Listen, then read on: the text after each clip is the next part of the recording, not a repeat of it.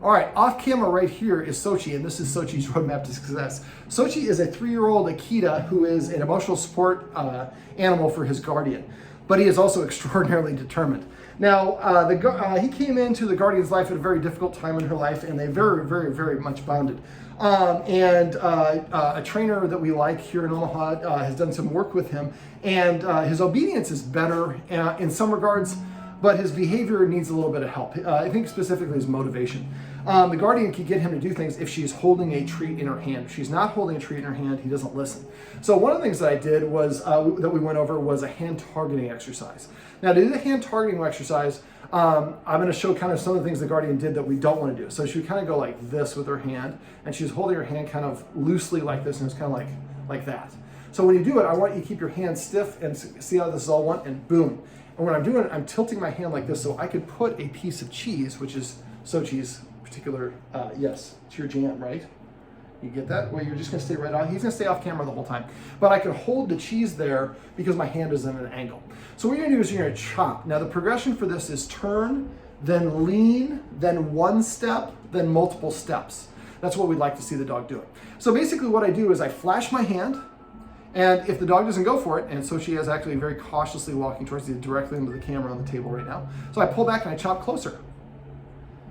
Bien. So you say your marker word as soon as he touches his nose to your hand. His word is bien. And I think he's a little bit cheesed out. We've given him like about 8 rolls of string cheese. But basically what you do is for about 12 treats, and you chop here, he comes and touches your hand. As soon as you feel his nose on your hand, say bien. Then you put all the treats in this hand, and then you chop with this one.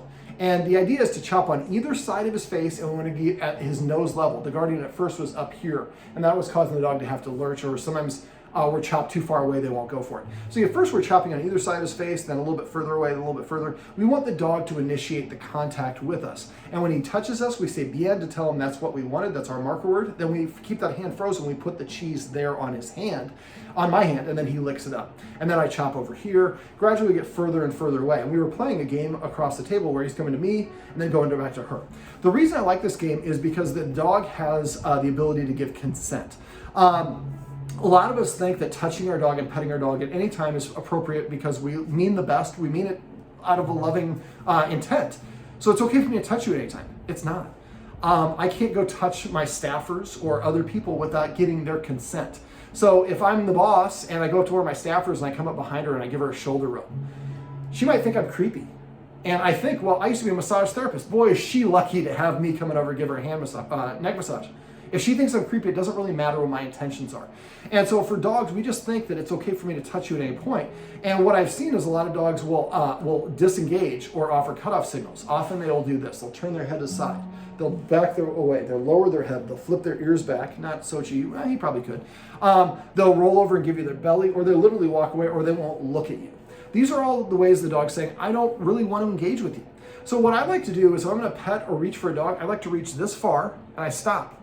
If the dog comes in and nudges me, that's the dog's going to say, yes, I give you my consent. I'm interested in that. If the dog stops or turns away and I pull my hand back, I just told the dog I was listening to you. And after that happens enough times in a row, the dog might start to have more confidence in me. A dog can love us and love us, but still have some trust issues with us because we don't necessarily read their signs. We think I'm the guardian, you love me at all times, so I can pet you all the time. A little thing that a lot of people don't like when I tell them, but dogs don't like constriction. They don't like to feel trapped and confined, so they're not fans of hugs. We can condition them to appreciate and enjoy it for a lot of cases. But we also like to put our face in the dog's face. Also something that they're not really that wild about. So what I would like to do, and one of the exercises we went over, and I'm going to pantomime as if the camera is the dog. So let's say over here on the counter I have my treats. I don't want to have the treats in my hand because he's just targeting looking for the treats. So if I want to hug Sochi, or I want to give a condition to do that, I'm going to go like this. I'm going to partially do the move that I'm going to do when I'm going to reach to hug him. So I'm going to go like this. I stop. I pull my hands back to neutral. I give him a piece of cheese. And then I reach next time maybe a little bit more. Now I might have to do several where I can only get this far and then give him the cheese. Now if I reach like this and he backs away or he gets stiff or he lowers his head, he's saying, I don't like what you're doing. The idea for this technique is we want him to not back up or not show any cutoff signals. So we want to offer as small a move as we need to make for him to feel comfortable with it. And we're going to follow that mood up with him getting a treat, or what we call a reinforcer. So now when David reaches for me this far, I didn't react, then I get a piece of cheese. And after I can do that several times in a row and he's comfortable, then I can reach this far, and then eventually this far. Then eventually I can touch him, and I pull my hand back and give him the cheese. And don't be greedy. Everybody gets greedy. They push for too much too quickly. So the idea is eventually, by going little by little bit, eventually get to the point when you first get to the point where you can actually hug him, just touch your hands around and release immediately and give him that piece of cheese. And then eventually when we tug it, we can touch him and keep up without really bear hugging, but we're touching him for 2 seconds, releasing him the cheese. 3 seconds, 4 seconds, 5 seconds. And we get to the point where the dog is not backing away. He's not getting stiff. If he's licking his lips, that can also be an indication that he's uncomfortable. Yeah. What happened? So he heard a sound. And I'm going to go over one of my little tricks here. So if he does it again, I'll go ahead and do this. So basically, the guardian wants him, I think he's a little bit confused, because I think the guardian wants him to be a protector at times, but really doesn't want him to be barking and lunging at people. And I think that he's confused between the two. So what you could do is use your marker word of bien. So if he barks again, I'm going to say bien, and then I'm going to give him this piece of cheese. Now, sometimes when they're barking, they're overly aroused and they might not be interested in taking a treat. But the idea is bien is the marker word. So anytime he does anything we want, within 2 seconds of him doing it, we want to say bien, then we want to get him that treat. So if he barks and I say bien and I put that treat in his mouth, after a while, after enough repetitions, at first they stumble into it, but after a while I say like, so she likes it when I bark. So then, and when I do it, I usually, if I know the dog's going to bark, I would say the marker word. And so he barks, I say, bien, he looks at me, I go like this, and give him the treat. So this is a little bit late, but what I'm trying to do is assign a hand signal. So eventually when I do this stuff, I should be able to go like this, and he barks. And when I can achieve that, then I'm ready to transition from what we call a marker word, which is a placeholder to say that's what I wanted, to a cue, or what a lot of people call as a command word. So when I can go like this and he barks, so I go like this, I would go, what I would do is I would say, speak. And then he barks, and then I give him the cheese.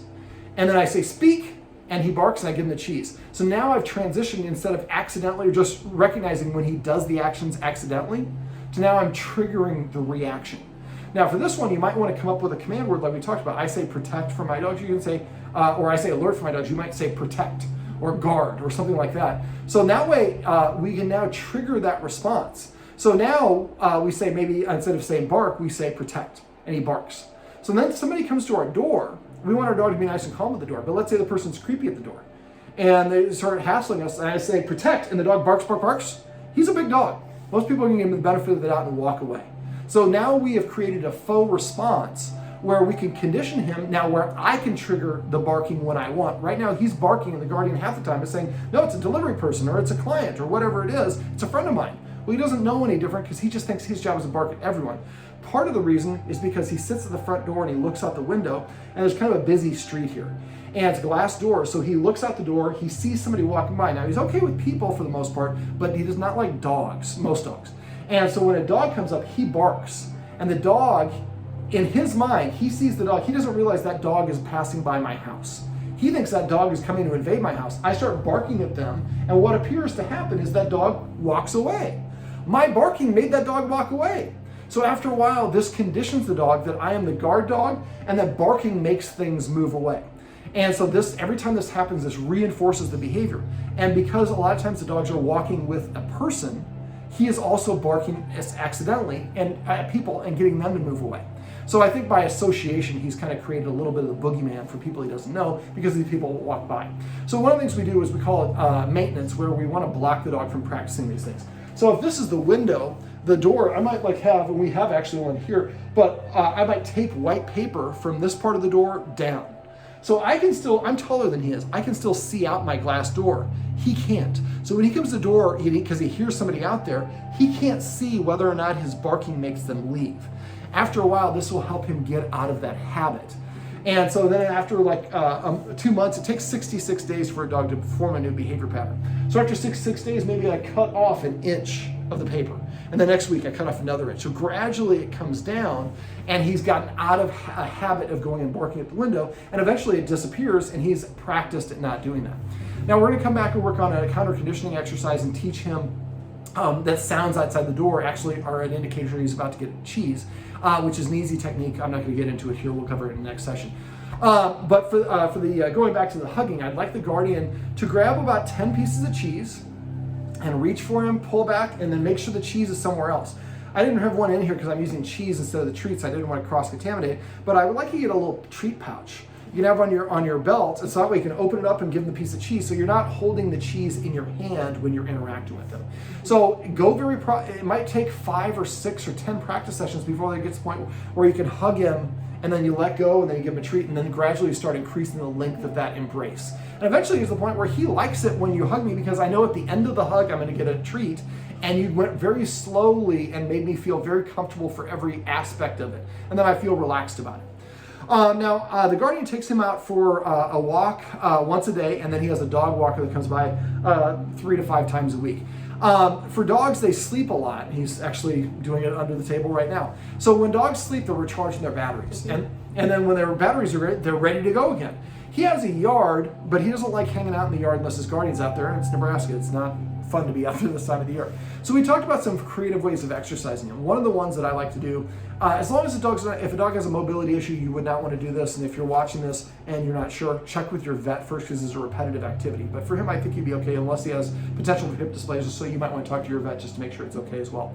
So there's a kind of it's not a straight shot stairs here. It kind of goes up, there's a landing, and then it turns and goes the other direction. So what I would have you do is go into the middle of that and call Sochi. When he comes up to you, give him a treat, and then show him you got a treat and throw it to the top of the stairs. He runs up the top stairs, and you could mark that by saying bien when he licks up the treat. Show him you have another treat, he runs down, and then throw it to the bottom of the stairs. He runs to the bottom of the stairs and say bien when he gets to the bottom of the stairs.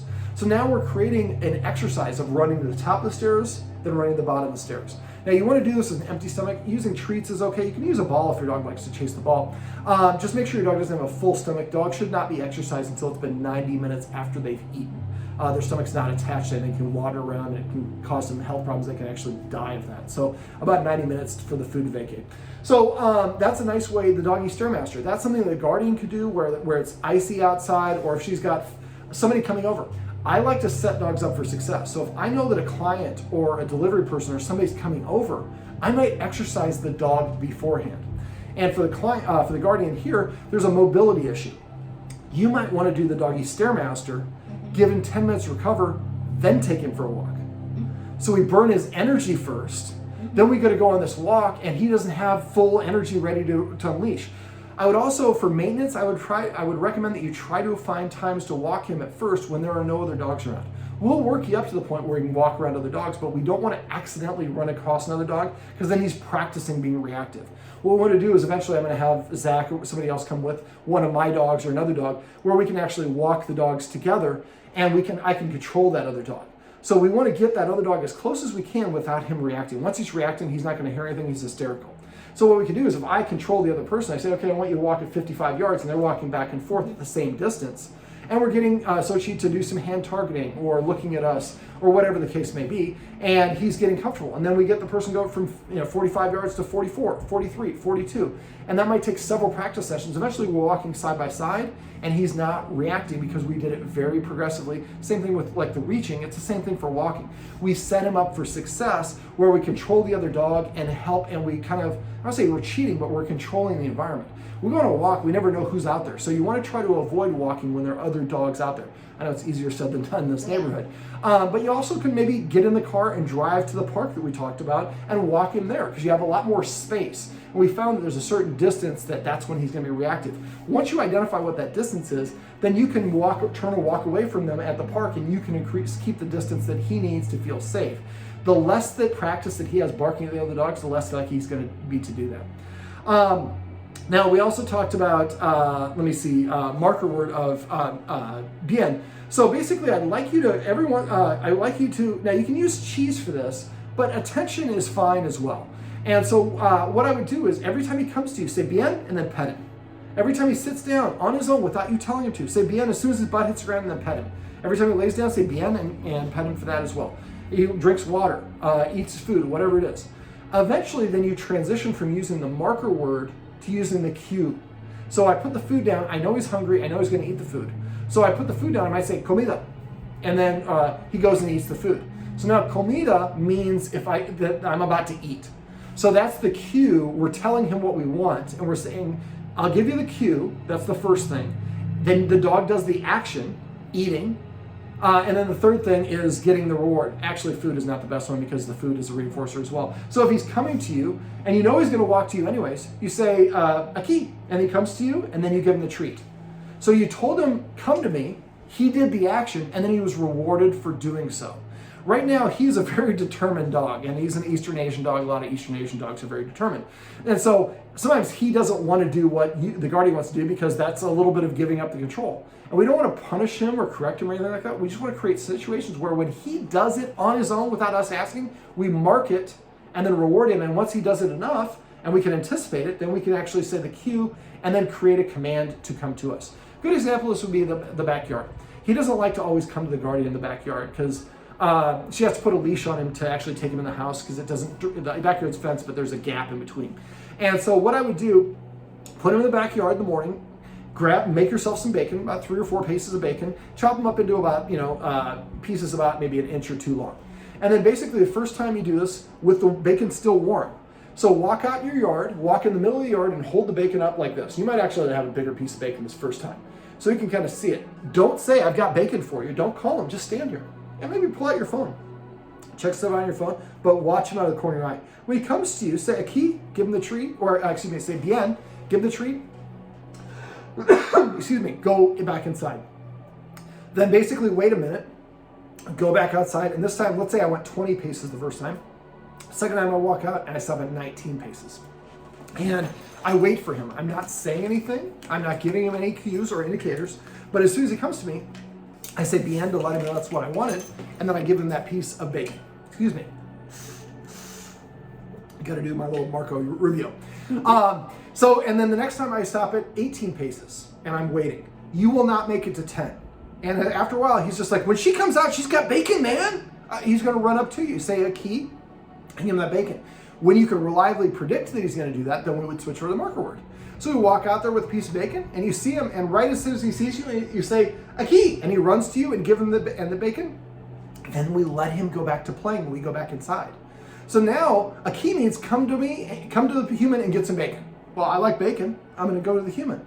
And so now we've created a cue, but we've taken out all of his determination. I don't want to come to her, because then I'm listening to what she wants. Well, she didn't even ask me to at first. And then we transition to using that cue when he's like, yeah, I like bacon, so I'm happy to come to you because it doesn't represent the end of fun. A lot of time when we grab our dogs from the backyard, they're going to yell at the squirrel. We say, come, they listen to us, we put the leash on, or we take them inside, and then we close the door and they can't yell at the squirrel anymore.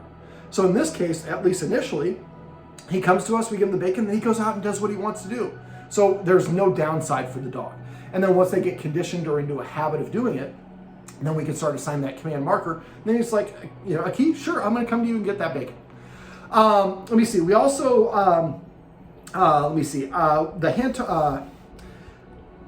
target. I mean, I'd like you to use the bien instead of when you're giving the treats. The guardian goes like this as the hand signal to sit down, and she does it with the treat in her hand.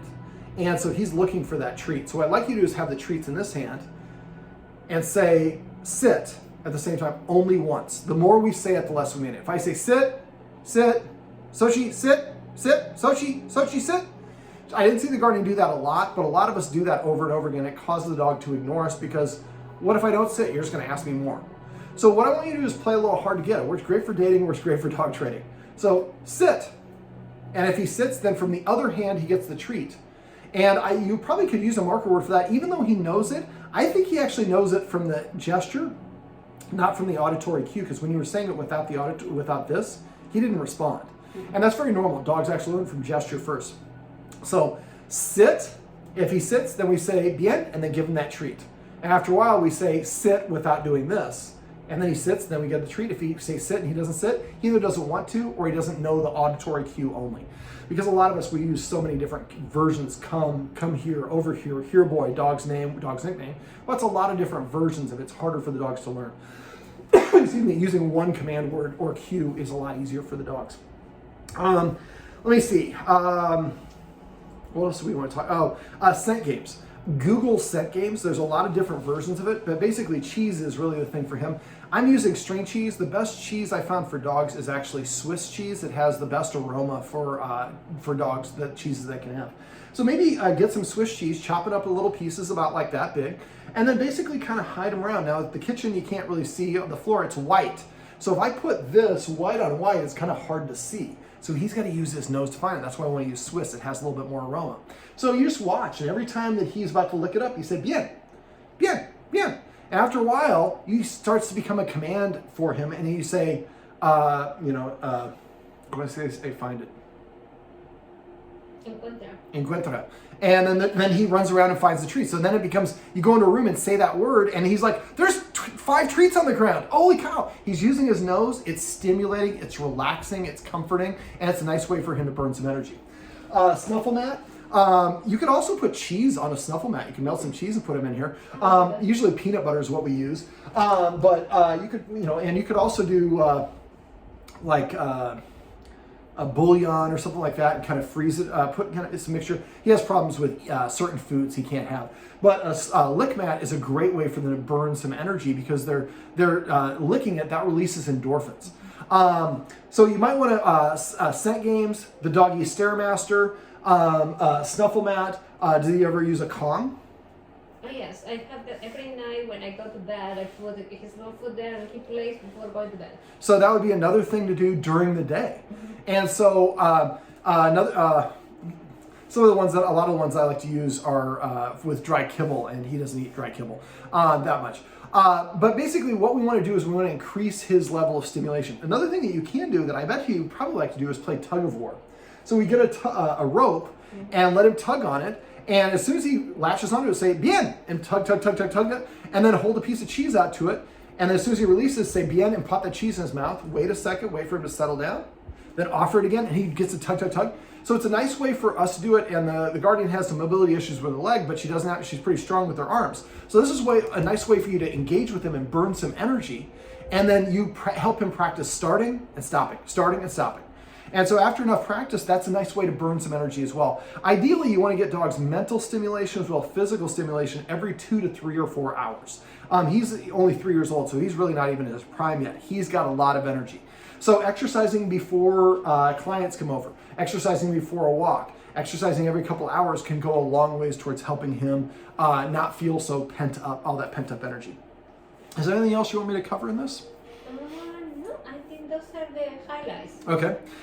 For the walk, like I said, use that cheese walk, and after a while, when you're going to be able to watch him, and after a while, I didn't go over this in the video above, but every once in a while, when you know that he's going to turn and look at you, mira, and he looks at you, and then you give him that cheese. And you might want to practice that one in the house, because that way you don't have all the distractions of outside. So he just, mira means look at her in the face, and I get a treat? Sure, I'm happy to do that. One last little thing that we did when we got back from the walk is a little leash game. So basically walk into a room, ask him to come to you. When he comes to you, attach the leash, then say, bien, then give him a piece of cheese. Walk 3 paces away, take the leash off, walk another 6 or 7 paces, tell him to come to you, attach the leash, bien, give him that cheese. After a while, when you know after you've done this for a couple days, then you would say a word that means like dress up or uniform or something like that. And you say uniform, and then you show him the cheese, he comes over, you attach the leash and give him the treat.